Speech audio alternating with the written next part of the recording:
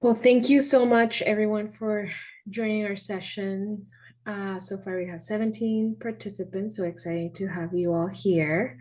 Um, my name is Eliana Pinilla. I work for the Common Market, Great Lakes. I am a partnerships director, and I'm excited to be here with Alex, which I will let her introduce herself. Morning, everyone, or afternoon now. I'm Alex Bronze. I'm the Director of Local and Sustainability for Midwest Foods. We'll be telling you a little bit more about that. Oops. All right, so for today's discussion, we're just going to give you a little bit of like a background of our organizations and what we do.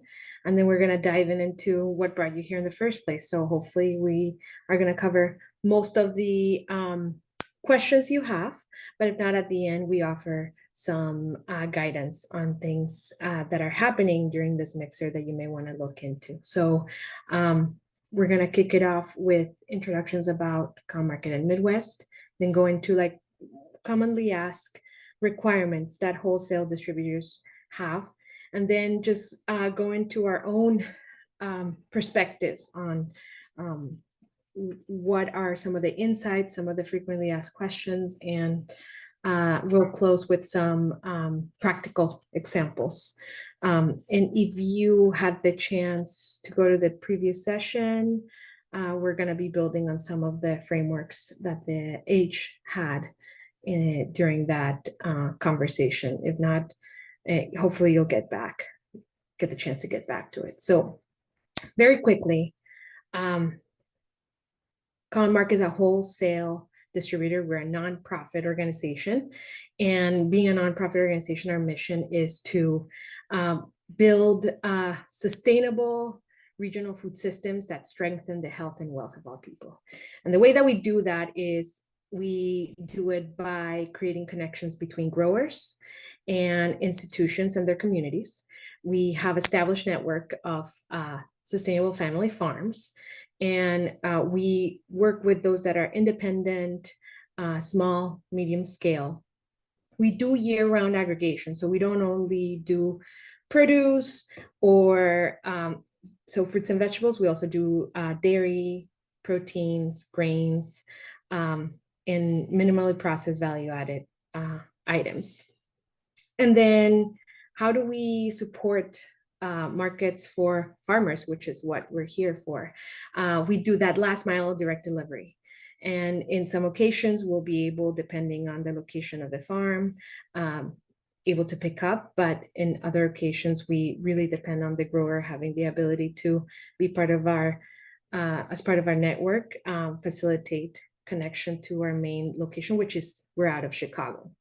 And with this, it brings me to the next point, which is, we're here to support institutions that are at the heart of shifting community health.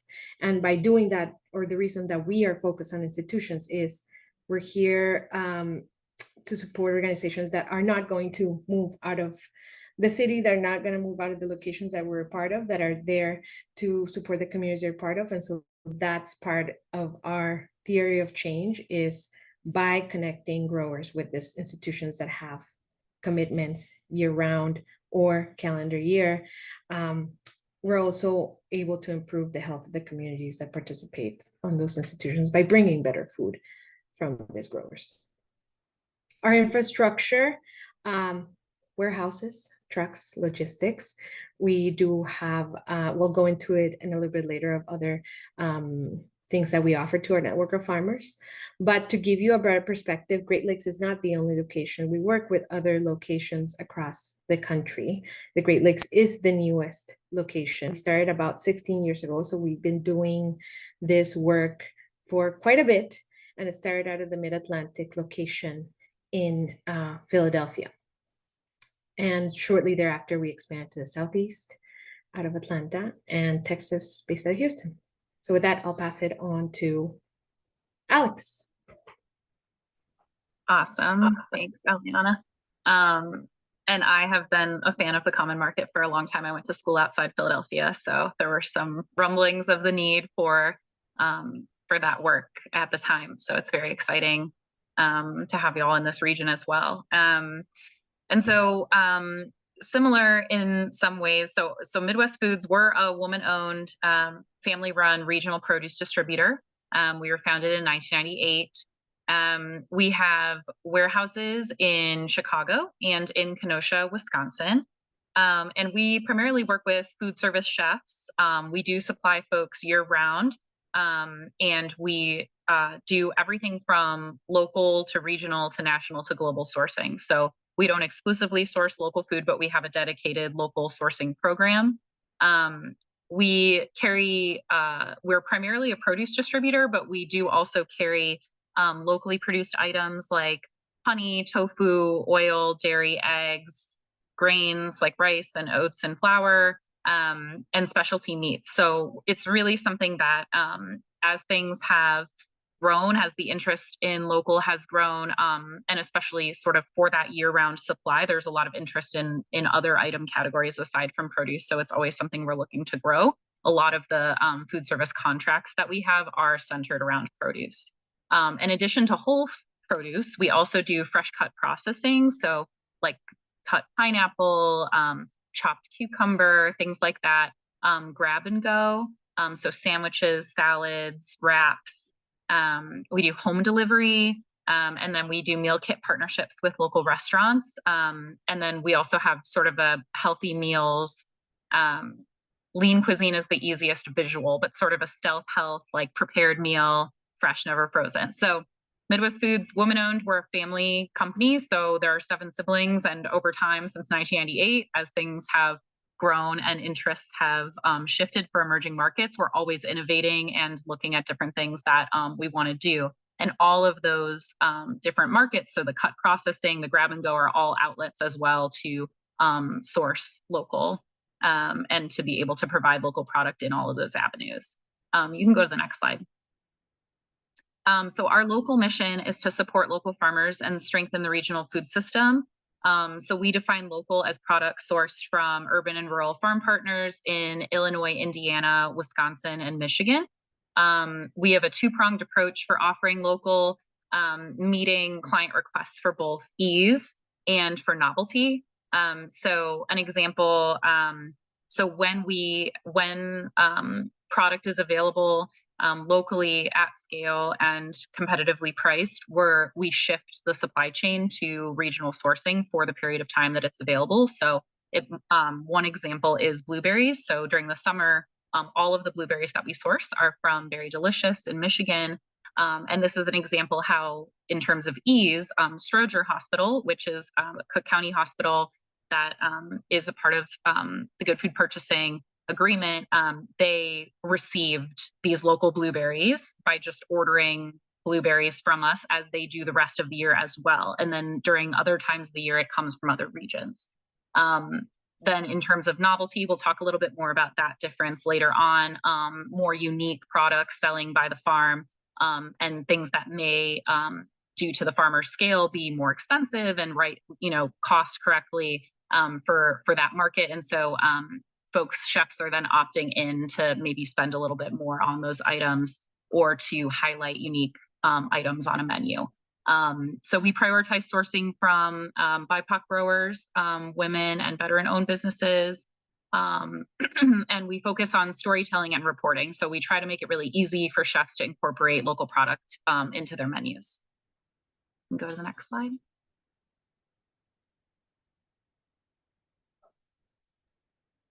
So Take it over. now we can just get started with like the meat of the presentation, now that you know a little bit more about us. So one of the main things that we get asked as or that you may have questions as you're like trying to figure out, okay, I have this, I do my farmers market, but I'm ready to go to the next thing. Like, I want to work with you guys to expand market opportunities. Where do I go from? What do I do to get going? And so we pulled together with Alex kind of a common pool of things that no matter which distributor, if it's us or someone else, or another partner in your community that's doing aggregation. Like these are things that you may want to make sure you have, because whomever they work with will ask a version of this documents that we're about to, and points that we're about to share. So first thing is food safety. So one of the things that is important, especially as I mentioned earlier, we work with institutions, and they work with, if you're like a hospital, you work with like vulnerable patients. If you are working with a school, we're talking about like children that are also another vulnerable population. So you want to make sure that whatever that you are providing to them is food safe for consumption.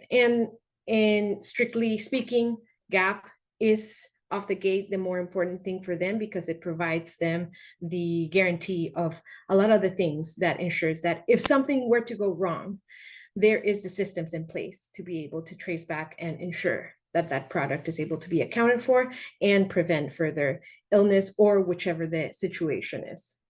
So I'll say that's the more important thing. It doesn't completely ban us from working with growers or like form a relationship with growers or having a conversation with you, but it's a question that you should be prepared to answer and account for, whether it's like, I have GAP practices, but I don't have the certification. Whichever place you are, just being able to demonstrate what your food safety stance is important for those starting conversations with wholesalers. Legal requirements to conduct business. So we're talking about your W-9s, we're talking about like your certificates of insurance, and making sure that like either whole, like in this case, like Midwest Foods or Common Market Great Lakes are named in that certificate of insurance, and ensuring that you ask like, what are the limits that each one requires? So every organization that you work with will have different limits requirements. Additional things that are helpful in the context of understanding uniqueness of your product, thinking about certification. So you did organic, or you're naturally grown, or your animal welfare, or in the case, which is important also within the food safety spectrum, like letters of guarantee, things that talk about that you are, if you're a value-added product, you are able to provide more information of verifying that food safety. Payment setup and terms. There will be different options for us. I think the way that we talk to our customers, it's definitely more on like that different day and cycle terms for us, and I'll get into in a little bit later. Common Market, it's usually with growers, it's 15 days, and that's what we primarily ask our customers to do as well. And then one of the other things that is not outlined here, but with Common Market being very regionally focused, it is a requirement that you are growing or producing within 400 miles. So it's still that same catchment, that regional catchment that Alex mentioned. So that functionally looks like the states that corner Chicago, Illinois, Michigan, Wisconsin, Indiana, and then some in that periphery, because it when you look at 400 miles, it can go a little bit over those state line limits, but functionally that's what it would cover. So that is like a requirement for Common Market. So if you're outside of those 400 miles, it's probably not a good match for us, but it's something that that we prioritize based on like our model. Other areas that each one will go into is like mainly like you'd want to have who's your payment contact. Maybe you're a one person show, and so you're just doing also farming, and so having, if that's you, just kind of an understanding about like how payments are going to be done and what that process looks like, and then going into like other specific details, like in terms of offering, like planning. So I think both of us do a lot of conversations about trying to plan with growers as best as we can, on communications, on the contacts on each side, and then any invoicing requirements. And lastly, looking at like marketing conversations. Both of us do that well, because that's kind of like part of our like our offering also to the customers that we serve, is how do we best tell your story? How do we position it in a way that is true to what you want to be, how you want to be portrayed to those market opportunities? And then any additional opportunities. So I think this is definitely more something that we haven't delved in as much as the cover market, but I know that Alex is done it before and we've done it in other regions. So for us, we're still new. We're still in operation year one here in the Great Lakes. So it's something that we're open to as well. I don't know if you wanted to add anything else to this, Alex. No, I think you're good. I just shared in the chat just to as additional context that when you were sharing about the 400 miles that we sort of use the 4 states and then tend to dial in on client specific requests for mileage. So if someone's looking for 250 miles from Champaign-Urbana, that's going to be different than 100 miles from Green Bay. So we kind of zone in on the mileage based on what the client is looking for. So that was the only other context.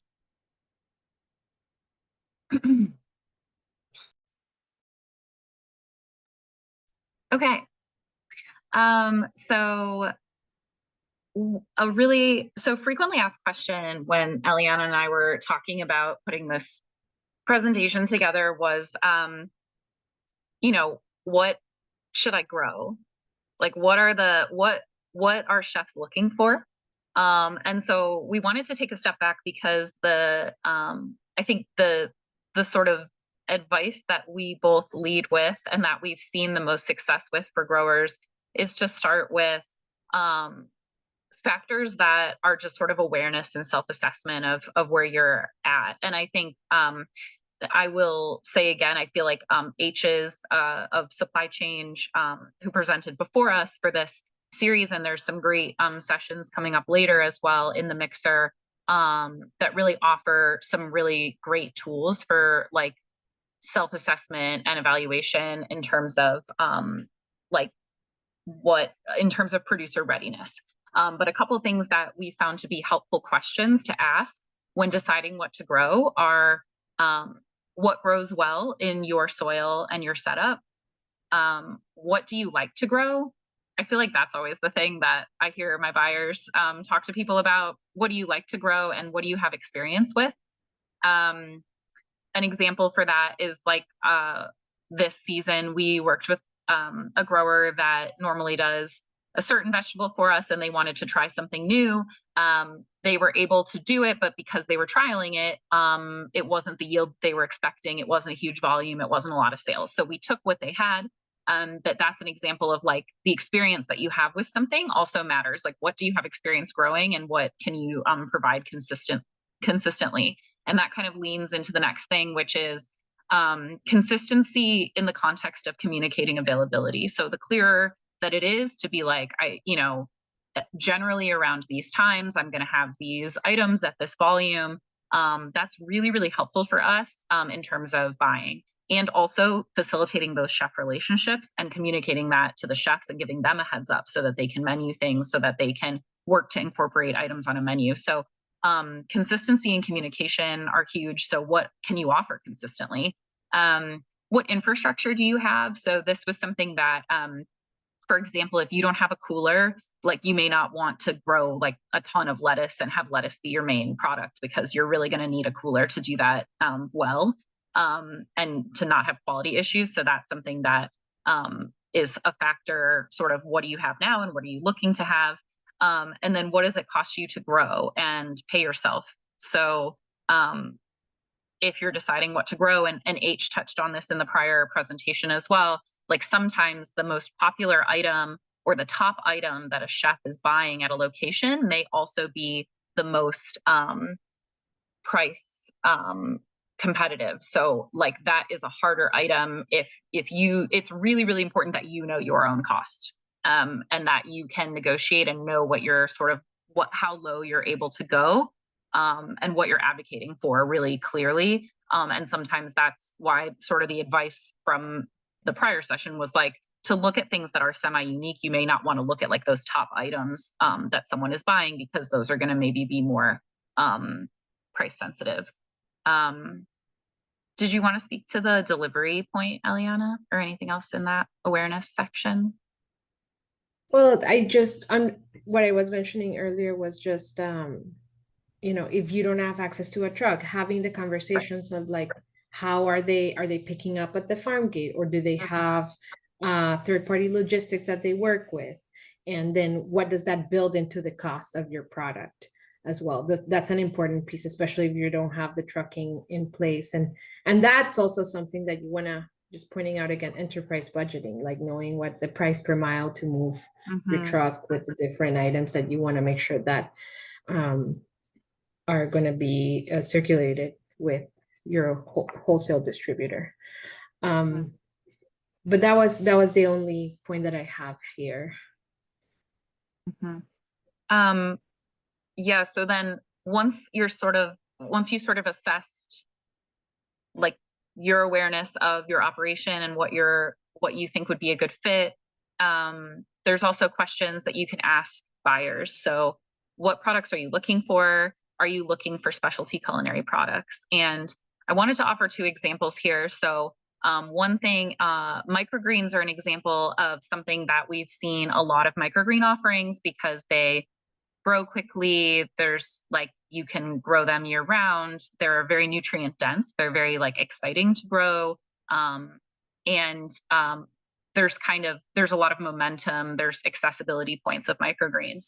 The challenge with microgreens is that it is a very small volume versus cost for the plate. So even though in a nutrient density perspective, you're getting a lot of value from a volume perspective, it's a harder item to menu consistently.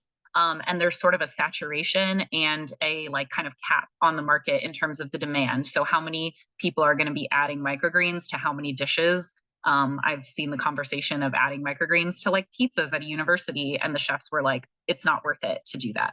Right. So what is the sort of what is the opportunity for growth based on what the product is? And on the other side of that, honey nut squash is an example of something that has been like something that growers have been trialing and have been like, okay, I'll grow a little bit and I'll see how well it does.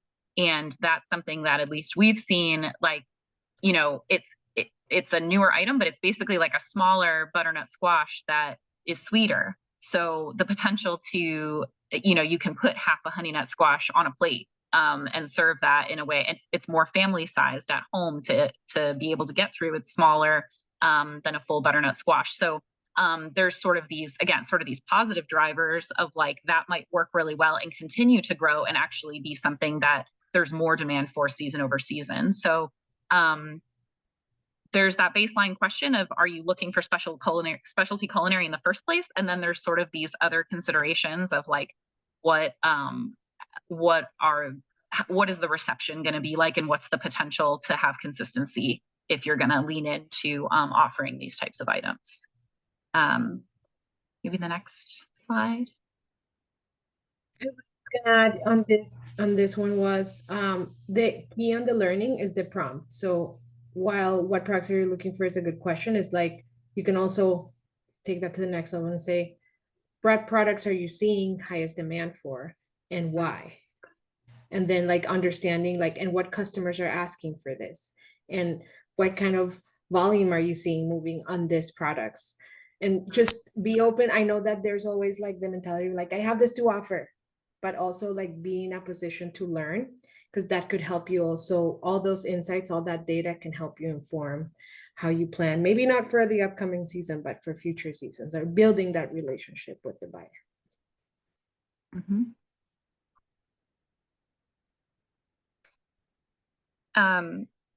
So talking a little bit about, again, like kind of how to dig deeper into what types of items you want to grow and what you want to offer. So the way that this was framed, and I think, again, H had a really great, they had 3 different archetypes for farmers. They had sovereignty farmers, mixed market farmers, and commercial farmers. And I feel like this is sort of getting to that. So highly recommend, again, viewing that session because there's sort of what is the right fit in terms of the way that you're approaching these conversations and what you're looking to grow. So for folks that are maybe that mixed market, so they're looking, maybe you have experience with farmers markets, you're looking to get into wholesale, or commercial farmers where you're looking to grow like 3 to 5 things at high volumes. The USDA has a great resource on market pricing and also answering questions around like what are the sort of spec expectations for like sizing and quality, and then also the pack size. So what's the most common way that that's packed for wholesale? And that is like, they have that for like every different type of item. For many folks, like market pricing is not necessarily where you're going to be wanting to compete. You're going to be saying, hey, like I want a premium, I have, you know, like, but it's good to know what the market pricing is, because that also sort of gives you a sense of the market variance between your cost and what someone might be buying currently, to be able to have that conversation. And that is something where you may focus on what are those core regional items. And this is where I think when we've talked about this, it's like, okay, so what are like the top items that we're seeing? And folks will ask like, okay, well, like, so should we grow tomatoes? Should we do cucumbers? Like, what should we focus on? And it really is very, it really does depend on the relationship and the chef and the partner and the location. So like Eliana was saying, what like might be in demand for healthcare might be different. And we're going to get into some examples. And I'll share a little bit in the next slide with Midwest's like kind of our kind of core regional items. And then that would be an indication of like, maybe those are some of the items that you want to focus on. Something that's easy to menu, like kale, cucumbers, squashes, things like that.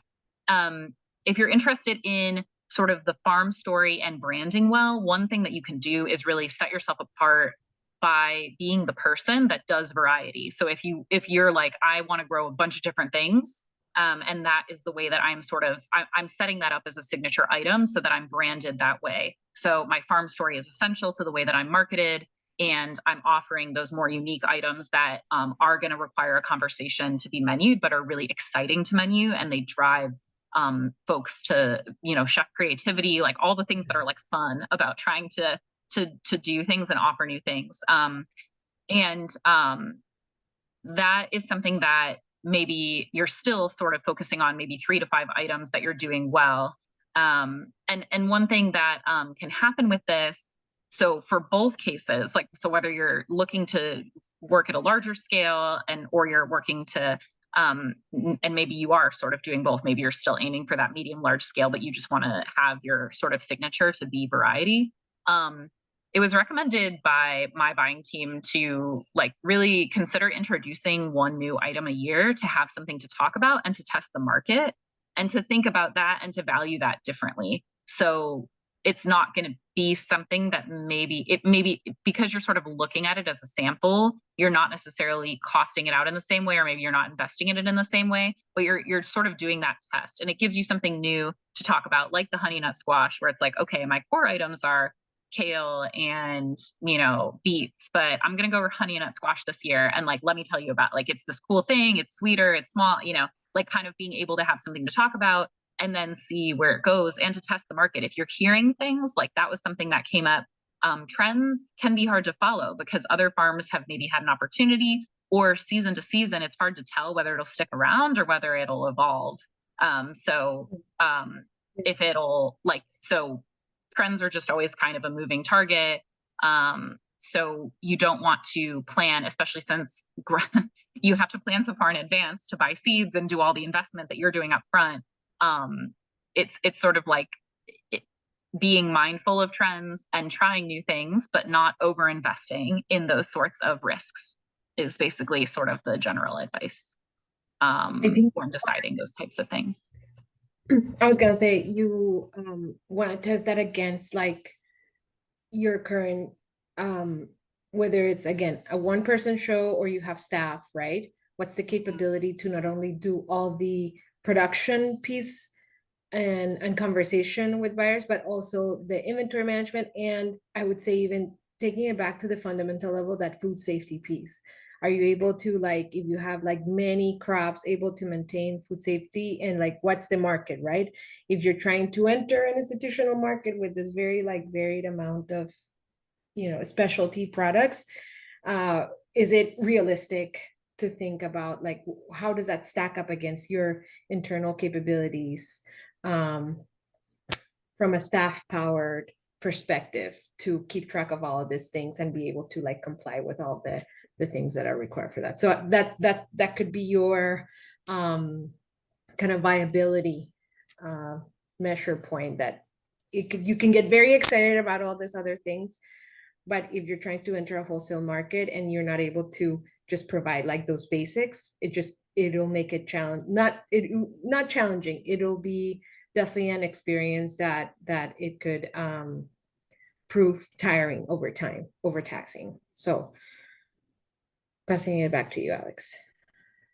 Yeah, so we're going to spend a little time now talking a little bit more about what it is that we do to work with producers and as distributors. So like what are individual programs in the Chicago area right now can do for folks who are interested in working with distributors. So I included our local availability. So this is a seasonal local availability list that we share with chefs. And these are those high line items that are kind of the things that folks who are aware of what grows locally will kind of gravitate towards a knowledge that might be available for them, right? So like radishes grow here, pumpkins grow here, peppers, versus like avocado, like things that don't grow here, right? So these are kind of the items that we tend to bring in from different growers. And so I wanted to offer that up because we said that we would in terms of what are if it's like, I have no idea what you buy, this gives you a sense of the categories of what we buy.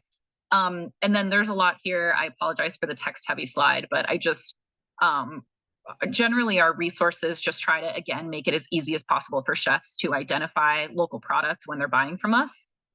So we include local and the farm name in every item description. We do one-on-one account support from our local sustainability team, which can include menu planning and order recommendations. We send out weekly availability that includes local product. We have this availability calendar. We do a seasonality guide. We also have a monthly local newsletter that goes out to all of our clients that talks about sort of what's going on in local in a broader sense, and then also recaps things that we've been doing and working on with producers. So kind of, again, like really giving them more visibility on what's going on in the farming community. Local reporting, I mentioned like some mileage and stuff. We're able to provide that for chefs if that's a way, and we'll get into this later in terms of the case studies, like what is the level of commitment and how are they being held accountable to their commitments. So reporting is a huge piece of that, being able to offer that. Marketing materials, telling the farm story at point of sale, farm profiles that we can offer to chefs, client event support, so like tabling and presentations. And then we also hosted farm tours this summer. And we also do sort of farmers market style pop-up events, which is sort of displaying a variety of local producers' items, but just like for a day. That kind of, again, piques the interest in local and where things are coming from in that cafeteria year round. So whether that's a university or a hospital, corporate office, it's sort of like, oh, wow, like I didn't realize we were working with you and like we could get this all the time. And then it kind of creates that demand from the folks that are on site daily eating that food to ask where their food is coming from. And that helps support local sales. Go ahead.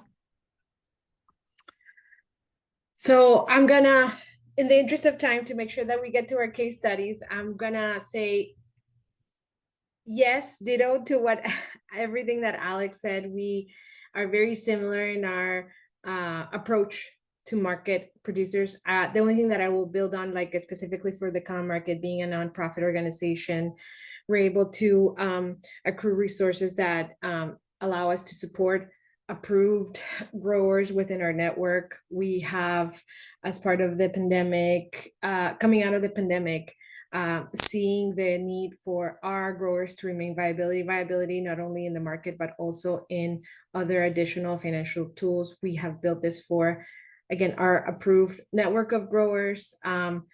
And depending on like what the item is and the demand and the circumstance, we're able to extend some exciting resources directly from us. We partner with others to provide any additional technical assistance resources. We don't have like a person that does GAP or does any of that approval, but we do have, by virtue of being connected into the space, the ability to be able to create those connections and facilitate those conversations when it comes to those specific technical assistance resources. And then lastly, one of the things that we have taken a step forward in the context of what reporting looks like, what telling the story of the producer looks like. We've done our own approach, which we've called like an impact assessment, where we not only look at this dimension of like you're not only a grower that makes food and that it has the certificates and that this is how much it costs. We also want to tell your whole story, like how you're invested into your community, how you make that product come to life. Are you utilizing sustainable practices, integrated pest management? So we go a level deeper. Once we start working with you, this is the next step. So after we go through those basics, we go a level deeper with you and try to figure out what are ways that we can help either deepen the impact within your community, where you're doing your viability as a grower, but also like how does that from where you are, where could we support you by facilitating the connections or the resources so you have more access to other market partners in our network. So now we are going to jump into like the case studies. So we're going to try to do this in the most efficient way possible, because we know we only have maybe 15 minutes. And I want to make sure that we have time for your questions. So gonna kick it off. You might have seen this already in the previous, we keep saying the previous presentation by H, but just a refresher. This is kind of the space where we live in as a wholesale distributor.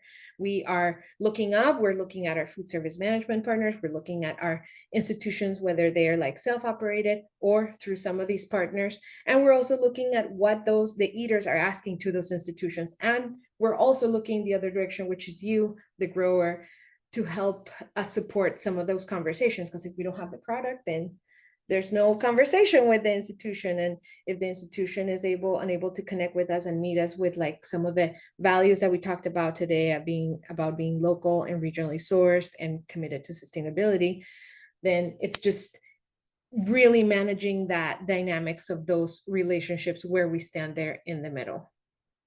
And so I've reflected some of the examples. Not going to read the slide back to you, but that's essentially the dynamic that we're looking at as a distributor. Now, why is this important to highlight this? Because as we go into the next slides, you're going to see how this looks like in the context of a case study.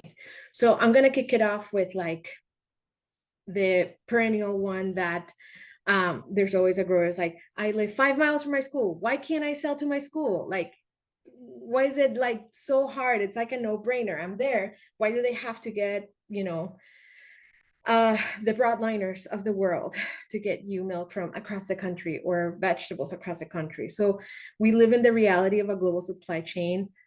Those guys need to exist, but they also, from our perspective, how do we help them prioritize local? So like that's, as a common market distributor, that's what we are trying to affect in the K-12 procurement establishment, is how do we help you prioritize those things that are within your budget, within your financial resources, to procure things that are more local and therefore more healthy and just and in general sustainable and appetizing to the students that you're trying to serve. So an example is, I have here local food for schools. And so many other schools in Illinois are trying to procure food that is within the state or 400 miles from there.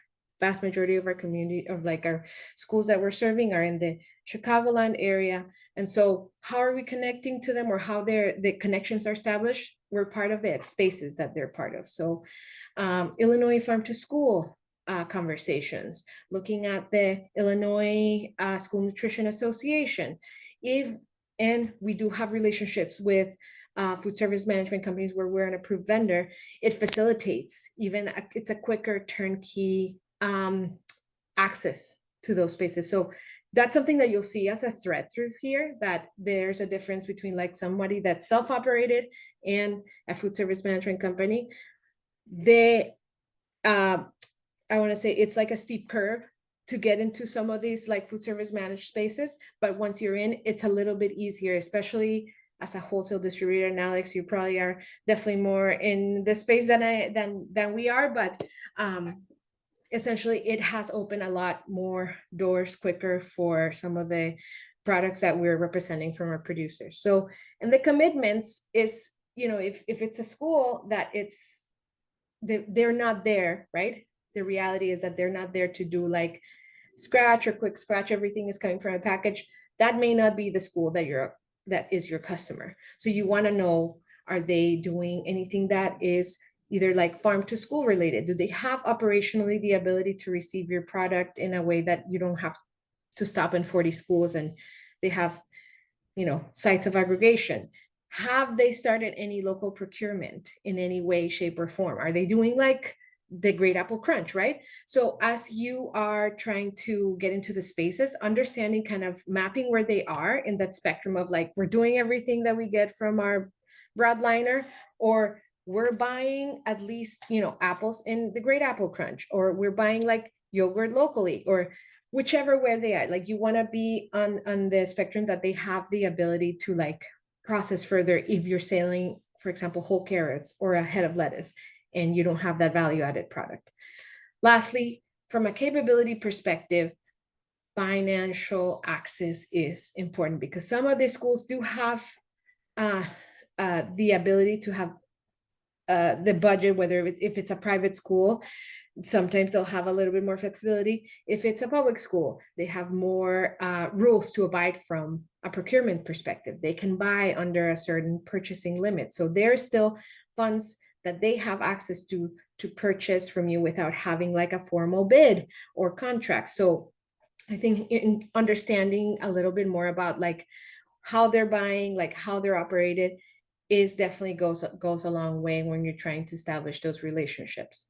And then matching the right product to procurement needs and current operation capability. So I can't emphasize this enough.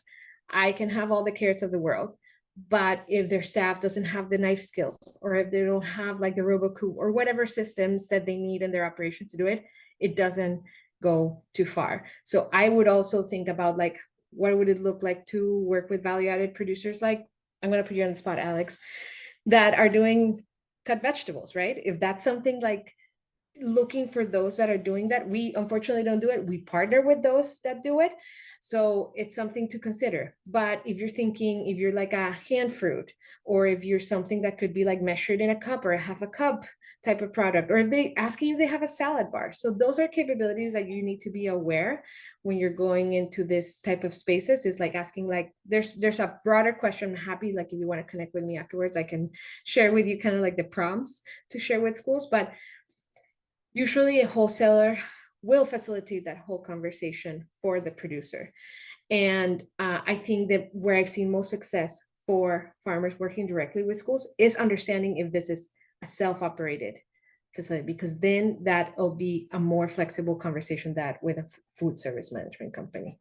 So I'll leave it there, and I'll move on to like the next part of the conversation, which is healthcare institutions. So with this, I'm just gonna, when in the mention the mixer. So this is one of the things that facilitated connecting with local hospitals, is being part of this spaces, being part of these conversations, meeting others, like who is in the room, creating those connections. That is very indicative of like, is this the right customer that I should be working with? Because they are invested on learning. So for example, one of the things that they had is that this hospital was very connected to this spaces where you had that values-based procurement conversations. Now, they also had commitments as a self-operated. They had the Good Food Purchasing Initiative commitment. They were looking at their baseline. How are they spending local? How much of that is going back to the immediate community or beyond? If it's a food service managed company, they may have contracts to procure locally. They have a percentage that they are required to spend locally. And then if they have commitments for buying from independent, minority, underserved growers and producers, that's something that that really facilitates entry point when working with hospital institutions. Now, in terms of capabilities, they have, again, like that culture. We're going to do plan forward menus, or in the patient and cafeteria, we're going to improve our local procurement by, we are this percentage, we want it to be this percentage next year. And then the only deterrents in coming online. And the nice thing about healthcare institutions versus K-12 is K-12 is off cadence from like the growing season. So like that's the only deterrent, but healthcare is year round. So if you're a self-operated, working with a self-operated hospital institution, they are gonna take a little bit longer because they have to go through more layers. But if it's a food service managed company institution, again, it's gonna be a little bit more turnkey because they have already covered a lot of that portion and they're just being like held accountable by the contract. So with that, I'm gonna let Alex move on to the next case studies. Yeah, I'm gonna try to go through these as straightforwardly as we can. So we wanted to put together a couple examples. I feel like, I've spoken at these buyer supplier mixers in the past, so has Eliana, and we really wanted to bring some examples of how really when we talk about partnership, a lot of these things are built over time, and some things are successful and some things are more challenging and some things are like a mix. Like it's not such like a silver bullet of like, if you understand this, then it's just a straightforward pathway or something. So we kind of wanted to add a little bit of examples of that. So this is an example. So we were working with a casino that was looking to source locally from diverse suppliers. And this is a framework that we want to credit supply chain was looking at these buckets of connections, commitments, and capabilities. So we thought it would be helpful to tie the thread through that framing to show how if you don't have all three of these, and this is buyer readiness. So if you don't have all three of these, or if you don't have if you have pain points in one area, that's what can sometimes trip up the success of just like moving and growing with local products. So in this situation, this casino, they attended multiple farm tours and they had a strong relationship with our sales rep that was well versed in local offerings. So they had that local connection both from the farm tours and the sales rep. In terms of commitments, they didn't have a percentage goal, but they had a stated desire that this was important to them. And they said that to us via email. They expressed it in multiple ways. And then as they started sourcing locally, they were recognized by leadership as a model for others. So that reinforced the buy-in and the support for that chef to keep buying more. The chef himself is an advocate and a champion. And this is something that, again, is extremely important for success. In terms of capabilities, they were able to identify a few core items that they wanted to buy consistently. They asked about other items and they continue to ask as they come up. And then they had the sufficient time to do that. And they also had the sufficient budget to buy the items that they ended up identifying. So those are some, that's how those connections, commitments, and capabilities intersected for success in this example. Next slide. This is an example of a higher education institution that is a little bit more challenging. So this is a university that is entering an ASHE STARS reporting year, which is the sustainability assessment that universities complete, that food is just one part of. Okay, it assesses all different elements of university sustainability. So they attended farm tours, they receive our local availability with pricing, and they've met directly with our local and sustainability team, and they have sales rep support. So they have a lot of connections to what's available and our team resources on working on this. In terms of commitments, the university, which is the client of the food service management company, has strongly defined sustainability goals. So that food service management company wants to keep that university happy. They want to comply with these ambitious goals. But ASHE assessment is valued, but the weakness of that is that local isn't really the defined goal in ASHE. And so there's a commitment there, but it's not really like specific and measurable around local sourcing and incentivizing that specifically. So where we saw the challenges are in the capabilities. Although they had dedicated staff for sustainability at the food service management company, the chefs are very busy. The leadership is in transition. So there are different chefs that are shifting through the university right now. And that one staff person doesn't control the budget or order items. So these are all the sorts of things that, again, so that's something that's going to take a little bit more working through to get all three of these C's moving so that we could have a lot more success with opportunities at this university. You can go to the next slide. Just one more example of a success. We had an office that was looking to source and promote local products in the cafeteria. They have a salad bar setup and they have a retail setup. What we saw though is when we pulled their local reporting, they weren't buying a lot of local. So they were looking to promote and tell the farm story, but we weren't seeing the sales. So some of the connections, we were able to meet with their team and meet with their general manager. The sales rep also separately met with their chef. And they were a client that we've worked with in the past. And we knew that the food service management company was familiar with our programs and what we had to offer. So the commitment side was interesting because that, again, we had that personal advocate, that advocate of the general manager. She was like, this will be fun, right? Also that approach of like, so they didn't have like a, you need to be at 20%, but they were just interested in telling the story. And then they were also, they got the connection right away of like, oh, we need to commit in order to be able to market this, right? So they understood that their marketing required purchases. And then they also do have company-wide food service management company reporting that they're like part of in aggregate. So even though that specific location didn't really care in terms of a number, it is still accounted for long-term. So then in terms of capabilities, we had our local and sustainability staff curate and send local recommendations and pricing for that general manager. The pain point was that chefs don't have the time, but then the general manager was able to pull together that information and highlights and direct the chef with specific codes to order and monitor those purchases. So another pain point was that the food service management team was doing all their marketing. They didn't have a dedicated marketing person. We were able to solve that pain point because we have marketing material prepared, and we can also create custom marketed material like video that we have from the farm tours this summer. So again, so this is a little bit more nuanced, and you can see there are some pain points in the capabilities section, but we have that ability to address the pain points in a way that overall it's a success and it's moving forward. So this is, again, a little bit more of a concrete example of how this works. And I think we can skip the last challenge, Eliana, if you want to just move on to questions, because I know we're short on time. So, but hopefully that elaborated some of the specifics. Sorry, I had to breeze through that when I give you enough time. And again, if we don't answer all your questions today, make sure you attend the ones on Tuesday so we can open it up for prompts from the audience. Yeah, so these are some other sessions that we recommend to kind of dig deeper into some of the things that we didn't cover in as much depth today.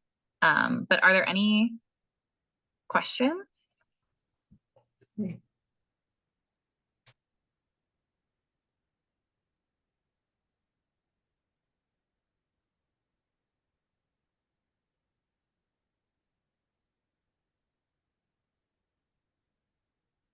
You know, we covered a lot. We don't bite. Can ask questions.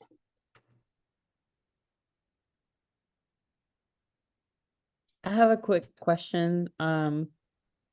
What is the smallest volume? Sorry, this is my child. What is the smallest volume that you all are that you have taken before or are willing to purchase from small growers?